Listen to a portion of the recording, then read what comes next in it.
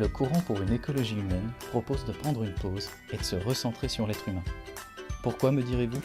Parce qu'ici, on part du principe qu'en prenant soin de la personne, dans une dynamique vertueuse, elle pourra alors prendre soin de son environnement.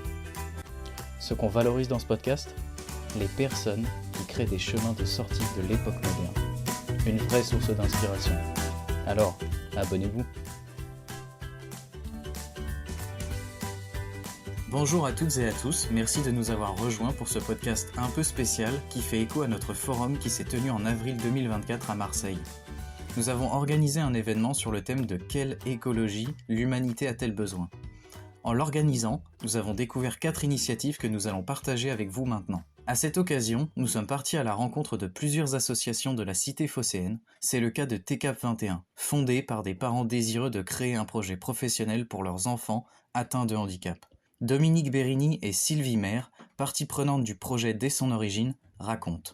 Bonjour, je suis Dominique Bérini, la maman d'un jeune adulte trisomique 21. Bonjour, je suis Sylvie, la maman d'un jeune homme de 23 ans qui est atteint d'un handicap mental léger. TK21 est une association créée en 2015 par des parents, tous parents d'enfants trisomiques 21 au départ, et portée par le désir, l'urgence de construire un projet pour l'âge adulte de nos enfants. Les enfants étaient soit dans des ESAT, soit dans des accueils de jour, soit à la maison, avec aucune prise en charge.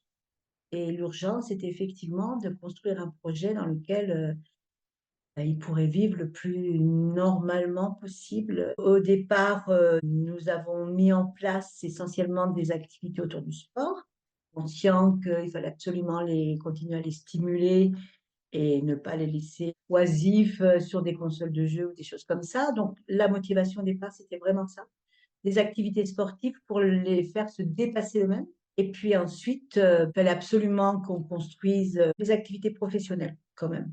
On se disait qu'ils ont les capacités à être dans la société et à y participer. Au départ, on cherche un lieu pour que nos enfants puissent travailler dans le milieu de la restauration. On s'est dit, à un moment donné, pourquoi pas des gares ? Donc, on est arrivé sur cette gare de Niolon. On est très près de Marseille. Un joli petit écrin dans une calanque et on est dans une gare. Réellement, on est dans la gare ferroviaire de Niolon. Et avec un très gros potentiel, puisqu'on a quand même tout l'immeuble sur 3 étages et un grand jardin d'environ 500 mètres carrés. Donc, on est accessible par le train tous les jours de toute l'année. Alors, quand on descend du train à la gare de Niolon, vous trouvez notre petite gare. Donc, vous arrivez au rez-de-chaussée, vous rentrez, nous avons une entreprise adaptée, un petit snacking, un petit café où nos jeunes y travaillent avec leurs accompagnants. Donc, c'est vrai que c'est pas strict comme on peut rencontrer dans tous les cafés. Voilà, il y a de la bonne humeur. Nos jeunes mettent l'ambiance, les accompagnants aussi. On a la chance aussi d'avoir un petit jardin à côté avec une terrasse ouverte. L'été, c'est aussi bien agréable de s'installer. Et si vous voulez rester la nuit aussi, il n'y a pas de souci. Sur les étages, on a des chambres d'hôtes pour vous accueillir. Déjà, de par les fenêtres, on voit totalement ce qui se passe à l'intérieur. Par les odeurs qui sortent aussi, les gens sont attirés. Et puis surtout, ce qu'on nous renvoie, c'est les bonnes ondes qui sont à l'intérieur. C'est la bienveillance, c'est les sourires, c'est les jeunes qui sont bruts, quoi, complètement Sans filtre. sans filtre et qui tutoient, voilà. Et c'est ça, c'est cette ambiance, c'est cette chaleur humaine qu'on nous renvoie et qui nous fait extrêmement plaisir. On en est très fiers parce que c'est fait avec le cœur, autant des jeunes que des salariés, des bénévoles qui sont là. Voilà. Beaucoup d'amour. C'est le premier espace qu'on a commencé à utiliser en attendant la fin des travaux dans la gare. Voilà, l'objectif, c'était de donner déjà une activité à nos jeunes. Et on se disait avec un potager, on pourrait réutiliser les légumes de nos récoltes pour la cuisine professionnelle par la suite. Donc ce projet, on l'a entamé il y a un peu plus de 4 ans maintenant. On a fait appel à un chantier d'insertion qui s'appelle Graines de Soleil, qui est sur une commune voisine. Ils viennent tous les jeudis nous encadrer. C'est une activité qui a du sens pour nous et aussi pour les jeunes. On essaie de leur montrer ça. Ce qu'on a dans l'assiette, ça vient de la terre. Ça vient du travail qu'on a fait pour faire pousser tout ça. Et après, les clients nous disent, quoi, une salade avec la salade du jardin, ça n'a pas le même goût qu'une autre salade.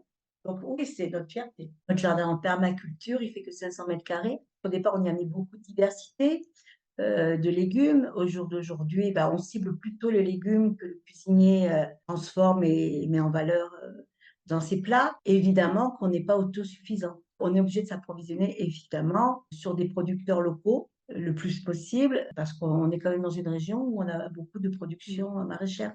Les salariés aujourd'hui de notre entreprise sont au nombre de 6 et on a un cuisinier qui, lui, est un poste tout à fait ordinaire. En fait, on a 5 personnes avec une RQTH, parce qu'on est en situation de handicap. Et on a 3 jeunes salariés, Pierre-Laurent, Dylan, qui viennent tous les deux d'Anézat et qui sont âgés de 30 ans, et Lucie, qui, elle, vient d'un accueil de jour et qui a 26 ans. On a aussi d'autres jeunes de l'association ou hors association et qui viennent un jour ou 2 par semaine de stage avec peut-être des futures embauches. Le projet, comme on l'a construit, en fait, il vient de parents qui ont pas mal souffert quand même du regard porté sur nos enfants. Des choses qui ont été dures quand même à porter. Je veux dire, on a une souffrance au départ quand même. L'accueil, il n'a pas toujours été aussi évident que ça. Donc voilà, il a fallu cheminer avec ça. Le regard des autres, le fait qu'on refuse notre enfant, soit à l'école, soit dans un établissement pour faire la fête. Pour nous, c'était important d'abord de les montrer, faire des choses et le médiatiser et le montrer. Il fallait que nos jeunes soient vus et reconnus. Donc, ce qui est important, effectivement, c'est de les faire accepter et d'amener les autres à faire avec nos jeunes. La vie, quoi, la citoyenneté. Donc oui, peut-être qu'à des moments, on les a un peu plus imposés que d'autres, mais parce qu'on croit en cette société où tout le monde a sa place, en fait. Et tout le monde est important et tout le monde a apporté quelque chose à sa mesure, à sa dimension. Et si en plus on peut montrer de belles choses, faire de belles choses avec eux, c'est la cerise sur le gâteau. Voilà. Pour rester dans le thème de la différence, de la coopération et de l'alimentation, nous avons également rencontré Eva Chevalier, originaire d'Autriche, qui vit à Marseille depuis une vingtaine d'années. Elle est présidente de Super Cafouche, un magasin coopératif. Eva Chevalier, présidente du Super Cafouche. Alors, je suis originaire de Vienne en Autriche, mais ça fait plus que 30 ans que je vis en France, donc une vingtaine d'années à Marseille. L'écologie m'intéresse depuis toujours. Et quand j'ai entendu parler de ce mini cafouche, avec mon mari, on est allé à une des premières réunions d'information. On a tout de suite adhéré à ce projet. Et il se trouve qu'aujourd'hui, je suis devenue la présidente de cette coopérative. Qu'est-ce que ça veut dire, Super Cafouche? En fait, c'est le nom du magasin et le cafouche, c'est un mot provençal. C'est cafucho, qui veut dire un peu un débarras, un lieu où on met des choses. Et chaque supermarché coopératif en France et ailleurs a essayé de trouver un intitulé, un nom qui correspond un peu à son implantation régionale, comme Super Quinquin à Lille, comme La Cagette à Montpellier. Et voilà, ici, c'est Super Cafouche. Ça a commencé par un groupement d'achat entre amis qui connaissaient un peu Park Slope Food Coop à Brooklyn et la Louvre à Paris. Ce sont un peu les ancêtres de ces supermarchés coopératifs. Donc, ils se sont dit, pourquoi pas essayer de faire quelque chose comme ça ici à Marseille. Ils ont commencé comme groupement d'achat avec des livraisons dans les garages des uns des autres. Après, ils ont trouvé un petit local, notre mini cafouche, qui se trouvait pas très loin d'ici, vers les Carmes. C'est comme ça qu'en 2017, cette épicerie test a pu ouvrir ses portes. Alors, quels sont les objectifs de Super Cafouche? Alors, c'est un peu de reprendre la main sur notre approvisionnement, pas seulement en nourriture, mais en tout, de proposer un peu un contre-modèle à la grande distribution, comme tout le monde la connaît, et de créer du lien entre les personnes qui ont envie de s'impliquer et proposer de bons produits à un bon prix. Comment est-ce qu'on devient adhérent? Comme dans n'importe quelle coopérative, en achetant des parts, qui sont 10 € la part. Normalement, on prend 10 parts, mais pour les plus jeunes, moins de 26 ans, les étudiants, les gens avec des faibles revenus, ils peuvent prendre une seule part, par exemple, que 10 €. Et le très important, c'est l'engagement de donner 3 heures de son temps toutes les 4 semaines. Qu'est-ce qu'on vend ici? On a 4000 références, ça veut dire on a tout. On a des fruits et légumes. On a évidemment toute l'épicerie, on a du pain, on a du fromage, on a la viande, on a du poisson, on a du surgelé, mais on a aussi tous les produits d'hygiène. On a ce qu'on appelle le petit bazar, un peu de papeterie, des articles pour la cuisine. Donc, on est vraiment très complet. Alors, je parle pour moi, mais je peux faire toutes mes courses ici et je crois pour pas mal de mes amis qui sont des gens qui sont coopérants, c'est pareil. Est-ce que tout le monde peut acheter ici? Non. En fait, c'est exclusivement réservé aux adhérents. Donc, il faut être adhérent de la coopérative et faire ses 3 heures toutes les 4 semaines. Et dans ce cas-là, on peut aussi faire ses courses. C'est la contrepartie pour avoir des prix très intéressants. On a beaucoup de produits bio, mais pas uniquement, parce qu'on veut avoir une gamme de produits assez large pour pouvoir aussi aux gens avec des plus faibles revenus de pouvoir faire leurs courses ici. Donc, on a toujours des produits de très bonne qualité en bio, plus local possible, mais aussi des bons produits. C'est pas des mauvais produits, mais des bons produits dans des gammes un peu plus accessibles. Combien de coopérateurs? On est 2030 coopérateurs aujourd'hui. Dans ce nombre de coopérateurs, il y a à peu près 1000 qui sont actifs. Ça veut dire qu'ils font de leurs courses et leurs 3 heures. Parce qu'il y a d'autres personnes qui ont déménagé, qui sont plus là, qui ont des problèmes de santé ou qui sont en congé parce qu'ils ont des enfants en bas âge. On espère d'arriver à au moins 2500 personnes actives dans cette aventure. Alors, c'est déjà un grand succès qu'on a trouvé ce local-là, qu'on a cherché depuis assez longtemps et qu'on a rénové en grande partie avec des chantiers participatifs. Pendant tout un été, il y avait des bénévoles, des coopérateurs qui étaient ici pour faire du carrelage jusqu'à la peinture, plein de travaux qui nous ont permis de nous installer ici. Et c'est ce que j'aime beaucoup ici, c'est aussi cette création de liens qui va au-delà de travailler ici. Et j'ai connu plein de personnes qui sont devenues des vrais amis. En fait, je trouve que c'est très important que les gens s'engagent activement, pas seulement dans les paroles, pour en fait une agriculture plus respectueuse de l'environnement. Et alors, c'est ce qu'on essaie de travailler avec des producteurs dont d'ailleurs on négocie pas les prix. Si un producteur nous dit alors ça coûte autant, alors pour nous c'est normal d'accepter ce prix parce qu'il doit vivre de son travail. On ne travaille pas que avec des gens en direct, avec des producteurs, mais on essaie quand on travaille avec des plateformes ou des distributeurs, là aussi de trouver des gens qui ont un peu le même esprit que nous, même si évidemment pas toujours traçable jusqu'au dernier maillon de la chaîne. Mais pourquoi est-ce que Supercafouche aide à créer le monde d'après? C'est parce qu'il développe le lien humain. En l'occurrence, 2030 personnes se mettent ensemble, ben, on arrive à mettre quelque chose sur pied et de proposer vraiment un modèle alternatif parce qu'on n'a pas des actionnaires, on n'a pas rémunéré plein de gens, on n'a pas des dividendes à distribuer. Si un jour, là, on n'est pas encore là, mais si un jour on fait par exemple du bénéfice, alors les bénéfices seront tout de suite réinvestis. Soit on augmente les salaires de nos 5 salariés, soit on baisse la marge qui est de 20% sur tous les produits, soit on soutient des agriculteurs locaux. Alors, il y a plein de choses à faire au lieu de faire en fait la fortune de quelques personnes. Est-ce que Marseille est un bon endroit pour faire un projet comme ça? Je crois que oui, parce que Marseille est un peu un laboratoire. Il y a beaucoup de gens, des choses qui sont essayées, c'est communicatif, c'est en fait peut-être un peu moins réglé que d'autres villes, ce qui a aussi évidemment ses désavantages, mais aussi on peut encore inventer ici et on peut encore essayer de faire des choses et on va trouver des personnes qui ont envie de participer. De quelle écologie la humanité a besoin? C'est une écologie dont le but est partagé par le plus grand nombre de personnes. Alors, ça peut pas être quelques happy few qui, en fait, vivent parfaitement sur une île dans un environnement préservé et on laisse les autres dépérir. Alors, ça peut fonctionner seulement si on trouve des récits qui inspirent et si on a des exemples concrets, c'est ce qu'on peut faire. Sinon, pour beaucoup de monde, ça reste quelque chose d'assez abstrait où ils peuvent pas se projeter. Mais là, c'est en fait, comme Supercafouche, c'est un exemple très concret où tout le monde qui veut s'impliquer peut venir ici et voir que une utopie est réalisable, même si c'est évidemment pas sur l'échelle mondiale, etc. Mais beaucoup de supermarchés comme ça existe aujourd'hui en France et en Europe.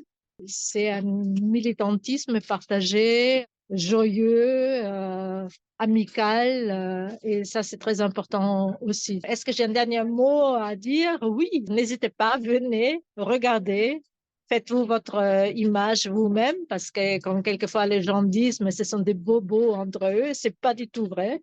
On a tous les âges, entre 19 et 90, on a des métiers très différents, des milieux sociaux très différents. Donc, c'est une expérience que tout le monde peut partager. Alors, il suffit de venir ici. On a même un service livraison. Donc, même l'argument j'habite trop loin, je ne peux pas le porter, n'a plus raison d'être. Super Cafouche est une belle histoire de rencontre, mais ils ne sont pas les seuls à avoir misé sur le potentiel humain. En effet, Massa Jobs, une entreprise fondée depuis maintenant 10 ans, se propose d'être un pont entre les entreprises et les habitants des quartiers nord de Marseille. François Héguin, directeur de Massa Jobs, nous partage cette aventure de main tendue vers l'autre. Je suis François Héguin, je suis le directeur de Massa Jobs, je suis le père de 3 garçons avec Flore qui est psychologue et nous sommes installés à Marseille depuis 10 ans maintenant. Massa Jobs, c'est une structure qui a pour vocation d'accompagner les habitants des quartiers en difficulté à devenir davantage acteurs de leur vie et de la société par le travail. Et on a 3 missions principales, la présence dans un quartier, rencontrer, aller vers les habitants, tisser des liens de confiance, des rencontres personnelles. Le second, c'est vraiment accompagner avec une posture centrée sur le développement du pouvoir d'agir de la personne, comment elle devient actrice de son projet, de sa vie. Une posture qu'on a déclinée dans des formats collectifs ou individuels. Et puis notre troisième action principale, c'est vraiment créer un maximum de rencontres entre des mondes qui parfois se côtoient, s'ignorent, l'entreprise, les quartiers, les personnes qui travaillent en entreprise, les personnes qui vivent dans ces quartiers. Massa Jobs, à l'origine, c'est la rencontre de 2 personnes qui portent 2 constats qui donnent naissance à ce pont qu'on essaye de créer au quotidien. Le premier constat, c'est vraiment, moi je connais des jeunes des quartiers qui sont super, mais qui ne trouvent pas de boulot. Et l'autre constat, c'est moi je connais des entreprises qui sont super, mais qui trouvent personne à recruter. Et de ce constat, de la rencontre de ces 2 personnes, Aymeric d'un côté et Clémence de l'autre, naît le pont que moi je suis venu construire. Donc le pont, c'est 3 personnes, c'est pas Aymeric, Clémence et moi, mais c'est vraiment la personne du quartier, Massa Jobs et l'entreprise. À la base, c'est vraiment une rencontre qui donne lieu à des rencontres. Et derrière, ensuite, c'est élaborer toute une manière de regarder la personne, une manière de l'accompagner, une manière de lui proposer de se faire confiance, de faire confiance à l'autre, une manière de travailler sur ses qualités, de faire de chaque opportunité de la recherche d'emploi, le CV, la lettre de motivation, l'entretien blanc, des occasions de grandir à ses propres yeux. Et donc ça, c'est ce qui nous passionne et c'est ce qui nous enthousiasme, c'est vraiment de se dire, on peut se poser la question de l'urgence, oui, il faut absolument là répondre à ce besoin-là, mais comment on pourrait le faire d'une manière qui soit vraiment au service du développement de la personne. La première rencontre entre Aymeric et Clémence, c'est en avril 2014 et les statuts sont déposés quasiment un an plus tard. Maintenant, on a 9 ans officiels et puis 10 ans officieux. L'année dernière, on a pris tout un temps de relire notre identité pour construire les 10 prochaines années.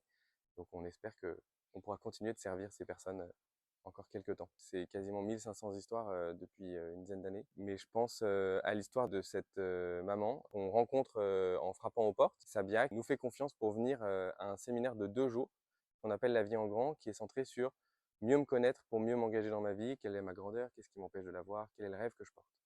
Et puis Sabia vient avec nous, elle se rend au séminaire et puis elle arrive dans un lieu à Marseille qui s'appelle le Roucas Blanc. Et dans ce lieu, on voit la mer, c'est un lieu magnifique. Et puis là, vraiment, elle se dit, mais rien que d'être là, c'est l'un des plus beaux jours de ma vie. Et puis de cet accompagnement, de cette expérience d'abord de la vie en grand, où elle redécouvre ses qualités, où elle prend le temps de faire confiance à un groupe, ça lui redonne envie de trouver du travail. Et puis quelques semaines plus tard, elle se met à travailler. Et puis la relation continue, on va la visiter de temps en temps. Voilà, donc ça c'était il y a quelques années. Ça illustre bien voilà, notre capacité et notre envie d'aller au plus proche des personnes, de leurs problématiques, de leur vie, et puis de proposer quelque chose qui soit d'abord une expérience, qui n'est pas d'abord une prescription d'emploi ou de formation, mais d'abord une expérience de rencontre avec soi-même, avec les autres, qui donne ensuite de l'élan pour s'engager dans sa vie et s'engager dans son projet. Un autre exemple auquel je pense, c'est peut-être l'accompagnement d'un jeune qui s'appelle Ronaldo et qu'on a accompagné parce qu'il avait envie de sortir du trafic de drogue. Et Ronaldo, il a fallu se rencontrer, se faire confiance, construire son projet, lui proposer des espaces de rencontre. Donc il est venu à un déjeuner où il a pu rencontrer Guillaume, un chef d'entreprise qui lui a fait confiance avec tout un processus, d'abord en intérim, puis ensuite en contrat plus court et puis ensuite en CDI. Et puis Ronaldo, il a fallu aussi l'accompagner dans la prise de poste. Parce qu'il est revenu un moment en nous disant ça se passe pas bien, j'ai des difficultés. Puis on a pu retravailler ça, la question de comment il communiquait, travaillant un peu des formulations basées sur la CNV par exemple. Et voilà. Et Ronaldo, il faut aussi l'accompagner quand il rechute. Et c'est un peu voilà, ce qu'on essaye d'être, c'est ce fil d'Ariane dans le parcours de vie des gens. On n'est pas là tout le temps, mais si on veut nous attraper, le fil il est là. L'accompagnement, il commence, il s'arrête sur un objectif de la personne. C'est elle qui le décide. Et par contre, la relation, si on veut, elle peut continuer. Une des caractéristiques fortes de ce que fait MassaJobs, c'est d'aller vers les personnes, d'aller à la rencontre. En fait, il y a deux convictions qui sont assez fortes et qui peuvent paraître un peu à contre-courant. C'est la première, on est toujours au même endroit, tous les jours de la semaine, de 9h à 19h. Contrairement à essayer de mailler tout le territoire, on a fait le choix d'être un point d'ancrage, un phare, un repère, où on peut venir du lundi au vendredi de 9h à 19h pour rencontrer, pour avoir un rendez-vous. La seconde, c'est qu'on a eu assez vite la conviction, grâce à nos fondateurs, que l'enjeu était aussi de sortir du bureau. Pour deux raisons principalement, c'est qu'il y avait des gens qui ne passeraient pas la porte du bureau, alors qu'ils avaient peut-être au fond d'eux le désir, mais pas l'énergie, pas l'élan, voilà. Et deux, que ça nous permettrait de nous connecter vraiment profondément à la vérité de l'expérience de vivre dans ces quartiers, etc. On n'y habite pas, mais quand on va 2 heures faire le tour du quartier, frapper aux portes, on se rend compte de ce que c'est d'habiter dans ces logements, ce que c'est de vivre ce moment particulier d'un village horizontal, village vertical, pardon, de 400 logements, où les gens se connaissent parfois, s'estiment et parfois se méfient souvent les uns des autres. Les visites, l'aller vers, c'est vraiment quelque chose qui nous donne énormément de joie. Moi, c'est l'un de mes souvenirs vraiment les plus chers à MassaJobs. C'est ces moments un peu d'imprévu, d'inconnu, où on ne sait pas sur quelle personne la porte va s'ouvrir.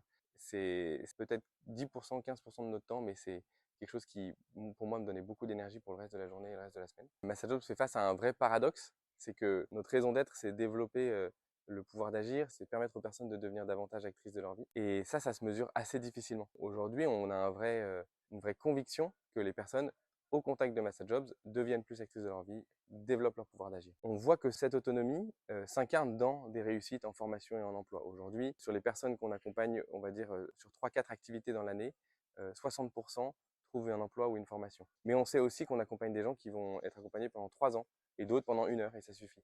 On a cette capacité à avoir quelque chose qui s'adapte à la situation de chacun. Mais voilà, on est pris dans cette complexité d'avoir du mal à mesurer ce qu'on cherche vraiment. Alors il se trouve qu'on a cherché pendant plusieurs années une manière de calculer l'autonomie, de calculer le développement du pouvoir d'agir.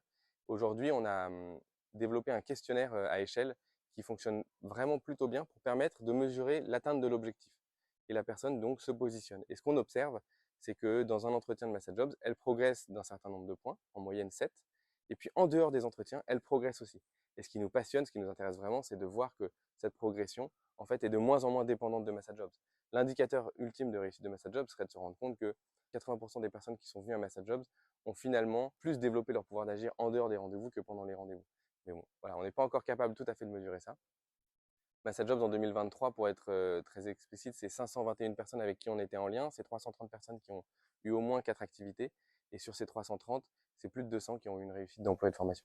Et pour donner d'autres éléments un peu concrets, MassaJobs, c'est 50% de personnes qui ont moins de 25 ans, 65% qui ont moins de 30 ans, donc on est vraiment sur une forte population jeune, 55% de femmes. On imagine que c'est parce qu'on va beaucoup frapper aux portes qu'on va les chercher en dehors de l'espace public, mais vraiment dans l'espace privé, ou en tout cas au seuil de l'espace privé. Et on est plutôt sur des profils peu ou pas qualifiés ou étudiants. Sur les étudiants, on essaye d'être le petit plus qui permet de vraiment travailler son employabilité en trouvant la bonne alternance, le bon stage.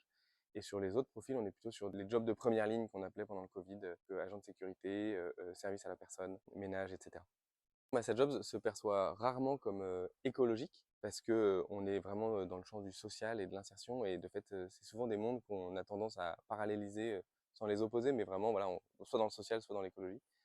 Et en y réfléchissant, je trouve que effectivement MassaJobs participe d'une certaine écologie dans la mesure où elle fait le choix que personne ne doit être laissé de côté, personne n'est assez pauvre pour n'avoir rien à donner, et d'ailleurs assez riche pour n'avoir rien à recevoir aussi. Écologique parce que souvent on dit dans les dispositifs d'insertion personne n'est inemployable, mais l'enjeu est plutôt de dire que tout le monde a quelque chose, un talent à donner, ne serait-ce que du travail, du temps, de l'envie, etc. Je pense qu'à MassaJobs, on essaie vraiment de resserrer ces liens qui sont parfois très distendus, en particulier à Marseille. Et ça contribue pour moi d'une écologie intégrale, sociétale, d'un corps qui prend soin de lui-même, d'un corps social qui est vivant. Pour moi, l'humanité a besoin d'une écologie, donc d'une compréhension d'elle-même et de sa maison et de l'environnement dans lequel elle travaille, qui soit basée sur son expérience du réel. J'avais été assez marqué par cette idée du monde de demain ou du monde d'après, comment le construire. Et j'avais la chance d'avoir vécu à MassaJobs des expériences concrètes de ce que selon moi ça pouvait être. Et je me rappelle très bien de m'arrêter parfois dans un déjeuner où on est 80 personnes dans la cour du lieu où on travaille, et il y a 40 chefs d'entreprise et 40 personnes qu'on accompagne.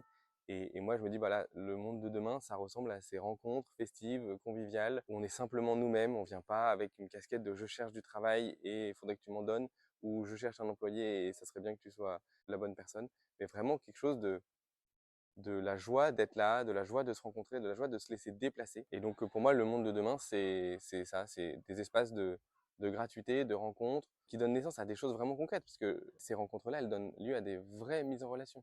Mais c'est en poursuivant la rencontre que le job se produit. C'est pas en poursuivant le job en lui-même.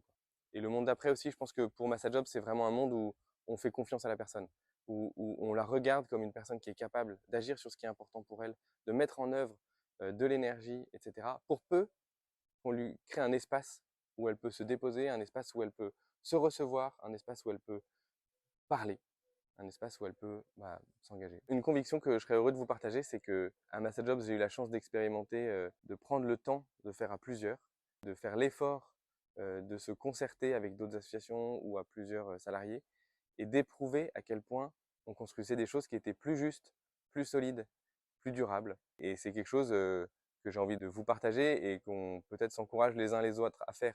Ça suppose d'aller moins vite, ça suppose de parfois faire une pause, parfois faire un détour sur notre chemin pour aller visiter un tel ou une telle, pour prendre le temps de cette écoute, de son expérience, de la confrontation de nos regards et de nos idées, et ensuite construire vraiment ce monde de demain, ensemble. Qui dit rencontre, dit souvent partager un repas ou un bon rafraîchissement à l'ombre, que cela soit dans les calanques ou au bord de la mer. Le problème, c'est que souvent sur place, les déchets s'amoncellent dans la nature. À la rescousse, l'association Mer-Terre, fondée par Isabelle Poitou, biologiste. L'objectif de Mer-Terre est de fédérer citoyens et associations engagées, ainsi que de catégoriser les déchets pour que les pouvoirs publics puissent agir autour de cette problématique des déchets sauvages. Je suis Isabelle Poitou, la fondatrice et la directrice de l'association Mer-Terre. Je suis biologiste marin et docteur en aménagement et urbanisme. Je me suis spécialisée sur la mesure quantitative et qualitative des déchets abandonnés diffus et des déchets marins, des macrodéchets. Je suis l'une des pionnières en France. J'ai commencé il y a une trentaine d'années. J'ai réalisé d'abord des études de caractérisation de ces déchets. J'ai développé des méthodes standardisées et j'ai créé l'association Mer-Terre en comprenant qu'il était essentiel qu'un organisme se dédie entièrement à ce sujet majeur. L'association Mer-Terre est née à Marseille en 2000. Elle consiste à rassembler, unir toutes les forces. C'est vraiment la valeur de l'association, c'est réussir à faire en sorte que toutes ces opérations de nettoyage citoyennes qui sont magnifiques, qui sont formidables, soient centralisées et permettent d'acquérir des connaissances utiles à la décision. Donc on a créé une plateforme de sciences collaboratives avec le Muséum national d'histoire naturelle qui développe cette plateforme. Et on est soutenu par le ministère de la Transition écologique dans le cadre de la feuille de route du ministère sur la lutte contre les déchets marins. Également par la région Sud Provence-Alpes-Côte d'Azur, puisque nous sommes pilotes dans cette région et la région est dans un programme zéro plastique en Méditerranée en 2030 et elle s'appuie sur notre plateforme de sciences collaboratives Remède Zéro Plastique, réseau méditerranéen zéro plastique, qui centralise toutes ces données et elle a été déployée ensuite au niveau national avec zéro déchet sauvage et ce sont des outils collaboratifs qui sont au service des pouvoirs publics pour agir à la source du problème. Ce sont des données communes qui sont centralisées, c'est un bien commun. Nous coordonnons des opérations depuis des années, notamment Calanque Propre, qui fédère et qui coordonne entre 60 et 80 organisations, ça dépend des années. Nous avons déployé dans la région Provence-Alpes-Côte d'Azur. Finalement, nous travaillons avec des copilotes dans les territoires. On ne crée pas des antennes de Mer-Terre, mais on accompagne les acteurs experts de leur territoire dans l'application de méthodes de caractérisation des déchets, de méthodes d'accompagnement des collectivités territoriales. On fait monter tout le monde en compétences, et ceci dans le territoire français, territoire d'outre-mer. Nous travaillons également au niveau européen, dans des programmes européens, mais également au niveau international. Et l'une des vocations, ce serait de s'étendre et fournir toute cette expérience, essayer d'outiller tous les pays qu'on aurait besoin. Alors l'opération Calanque Propre est née en 2003 dans l'esprit d'une association qui s'appelle Marseille Horizon, qui rassemblait des voileux. Se sont dit c'est pas possible, on est quand même capable de faire des choses positives à Marseille. Il y a plein d'associations qui font des opérations de nettoyage, mais elles font chacune ça dans leur coin. Allez, essayons de fédérer tout le monde sur le même jour, une même date, mutualiser les moyens et renforcer le retentissement de cette opération. Et donc Calanque Propre est devenue la bannière sous laquelle les associations se sont fédérées. C'était au départ des sociétés nautiques, des comités d'intérêt de quartier, des associations d'usagers du parc national des Calanques, des associations sportives. Tous ensemble, on s'est fédérés. En 2005, j'ai rejoint cette opération pour caractériser les déchets à la demande de Marseille Horizon. En 2008, ils m'ont un petit peu remis le bébé dans les mains parce que j'étais vraiment engagée à temps plein sur ces questions. Et j'ai déployé Calanque Propre et je me suis retrouvée à coordonner cette opération depuis 2008. On a fêté les 20 ans là, cette année. Et ça a été un succès croissant avec de plus en plus d'associations qui se sont associées à l'opération. C'est devenu une opération reconnue comme l'une des meilleures solutions et meilleures actions au niveau européen. C'est un outil de retentissement puissant puisque les médias s'intéressent à nos activités. Nous avons grâce à cela rassemblé de la donnée. Calanque Propre, c'est une opération laboratoire. Ça m'a permis d'initier ces outils de caractérisation, de les tester avec des acteurs qui n'étaient pas familiers du tout avec ces données, avec cette démarche de mesurer. Ils ont rentré les données dans la plateforme. On acquiert un état des lieux des données dans le parc national des Calanques notamment, qui a servi à élaborer un diagnostic dans le cadre d'un plan de lutte déchets abandonnés diffus qui est financé aujourd'hui par Citeo. Et finalement, ces données anciennes ont permis de définir les hotspots, les points noirs, les zones à problème, caractériser les typologies de zones, les typologies de déchets, orienter les actions prioritaires à mener dans le parc. Et finalement, Calanque Propre est une initiative qui marche super bien et qui a fait des petits dans le reste de la région et partout en France, parce qu'on a maintenant Provence Propre, on a Yvonne Propre, on a Rivière Propre. Voilà, on n'a rien inventé, hein. Ce sont des initiatives qui sont assez de bon sens et donc partout dans le monde il y en a. Mais Calanque Propre fait partie des plus anciennes et elle fédère un grand nombre d'acteurs très très diversifiés. C'est ça la force aussi, c'est qu'on a beaucoup d'acteurs différents, d'origines très différentes qui rejoignent cette opération et ça c'est aussi un succès et j'en suis assez fière aussi. On va, quand on fait notre opération de ramassage, faire un sac pour le plastique, un sac pour le métal et le carton, papier, un sac pour le verre et les textiles. Ensuite, on va trier après le ramassage. Et on va pouvoir mesurer, compter le volume, le poids de ces déchets. On mesure également le nombre de bouteilles en plastique, les canettes en aluminium et les bouteilles en verre, les mégots de cigarettes, les gros objets, les choses faciles à compter. Tout ça, ensuite, c'est rentré dans une base de données, zéro déchet sauvage. Ensuite, ces données, la structure, l'association ou la collectivité ou la commune, elle va avoir son tableau de bord dans la plateforme. Et elle va pouvoir voir ces évolutions de déchets.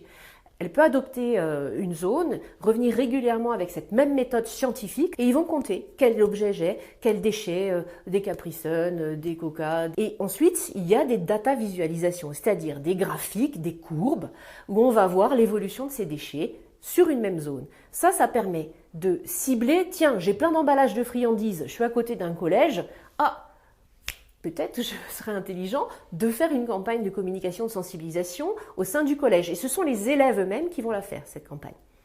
Et ensuite, on va continuer à mesurer sur cette même zone et ils vont voir l'évolution de la réduction de ces déchets, on l'espère. Les déchets sauvages représentent un problème majeur parce qu'ils avancent à visage couvert. C'est-à-dire qu'au départ, ils n'ont pas l'air inoffensifs. Donc c'est ça qui les rend extrêmement dangereux parce que du fait de leur caractère familier, inoffensif, on les jette sans faire attention. Tout le monde a, depuis toujours, on fait comme ça, c'est normal, on jette son mégot par terre, c'est plein de merde. Ce sont des buvards à produits chimiques toxiques. En tant qu'objet, le plastique est non biodégradable et on sait à quel point la production de plastique croît et elle va doubler dans les prochaines années. Elle est déjà énorme. On a 8 milliards de tonnes de plastique qui ont été produits dans le monde en 40 ans. Et malheureusement, ces plastiques sont en train de montrer leurs effets négatifs. C'est une bombe à retardement. Ces plastiques se cassent en petits morceaux sous l'action du soleil. Ils ne sont pas biodégradables. Les organismes et le vivant est incapable, est impuissant à couper les liaisons entre les hydrogènes et les carbones. En revanche, les rayons solaires vont être capables de casser les liaisons entre les hydrogènes et les carbones des polycarbonés et vont relarguer dans l'environnement tous ces polluants chimiques dont on ne connaît même plus la composition puisque les les fabricants gardent jalousement leurs formules chimiques. En fait, quand on s'intéresse à ce sujet des déchets abandonnés diffus et notamment des plastiques, on se rend compte qu'on ouvre une porte qui en ouvre plein derrière. C'est-à-dire qu'il faudrait être spécialiste de telle typologie de plastique, de tel objet, dans tel compartiment de l'environnement, comment il se comporte. À chaque fois, c'est de la recherche, c'est quels sont les impacts sur la faune, la flore, c'est énorme comme sujet. On n'étudie pas juste le cadmium, juste le plomb, on étudie des objets qui sont très complexes et qui ont des effets très polluants à plein de niveaux, en tant qu'objet macro et ensuite en microparticules, en nanoparticules, et on a des informations récentes qui nous montrent que ça peut même rentrer dans les cellules du sang. En fait, il y a des inquiétudes à plein de niveaux qui sont en train d'émerger et c'est en train de devenir des objets non biodégradables et qui ont des effets extrêmement nocifs pour notre santé, pour celle de la biodiversité et de la faune, de la flore et des écosystèmes de façon générale. Pour lutter contre ces déchets dans la nature, il y a beaucoup de choses à faire. Premièrement, prendre connaissance et conscience de la réalité et de l'existence de ce problème et communiquer à tous les niveaux, à chaque échelle du socio-écosystème qui produit, du patron de fabricants de plastique aux éboueurs, aux enfants, à tout le niveau du socio-écosystème doit savoir la gravité de l'enjeu et ne plus dire « je ne savais pas ». La loi AGEC anti-gaspi économie circulaire a permis de demander aux industriels de financer la collecte des déchets abandonnés diffus. Donc enfin, une case est née où les pouvoirs publics ont le droit et l'autorisation du système d'aller mettre de l'argent qu'on va leur donner à condition qu'ils proposent des plans de lutte déchets abandonnés diffus. Et ça, c'est extrêmement puissant parce que ça veut dire qu'on a un signal cohérent sur l'ensemble du territoire. C'est-à-dire que je suis un individu, je ne vais pas penser que je suis toute seule ou toute seule parce que mon écosystème va commencer à communiquer de façon importante et sensibiliser, éduquer. Les services techniques des collectivités territoriales vont être formés, impliqués et vont développer des solutions mieux adaptées. Les associations, tous les organes de communication vont être cohérents dans leur discours et vont accompagner les différentes parties de ce socio-écosystème dans des actions de prévention, curatives. Voilà. Donc, je suis confiante, aujourd'hui, plus qu'il y a 10 ans, sur le fait que l'humain, l'espèce humaine, a une capacité de résilience et d'adaptation et de changement hyper forte. C'est-à-dire, quand elle a compris et qu'elle se dote de moyens, elle est capable de changer considérablement les choses. Les déchets, c'est la pollution la plus facile à enrayer en vrai. Ce que je trouve le plus important, c'est que nous recréons du lien entre l'individu et son environnement, entre l'individu et ses camarades, entre l'individu et ce qu'il consomme. Ça responsabilise, ça met de la conscience. Dans ces opérations de nettoyage, en fait, c'est un truc de b.a.-ba de faire des choses positives ensemble, de se redonner l'espoir, c'est-à-dire que ouais, j'ose espérer que c'est possible, que nous réussissions à changer les choses. Quand je m'engage le week-end ou en semaine pour aller faire une opération de nettoyage, ça veut dire que j'ai pas baissé les bras, ça veut dire que j'ose continuer à y croire. Ça vient appuyer sur ce qui est bon chez l'humain et surtout sur son besoin d'espérer. Un écosystème, c'est ça, c'est quelle est la qualité des relations qu'ont les individus entre eux, les individus d'une même espèce, mais aussi les individus entre espèces différentes et avec leur environnement. La qualité des écosystèmes, ça va être le fruit de la qualité que chaque individu va avoir avec lui-même et avec les autres et avec son environnement, dans nos sociétés humaines. Merci d'avoir écouté cet épisode. À très bientôt pour un nouveau podcast inspirant. Pour suivre nos actus, nous contacter ou vous abonner à notre newsletter mensuelle, c'est sur www.ecologihumaine.eu. À bientôt!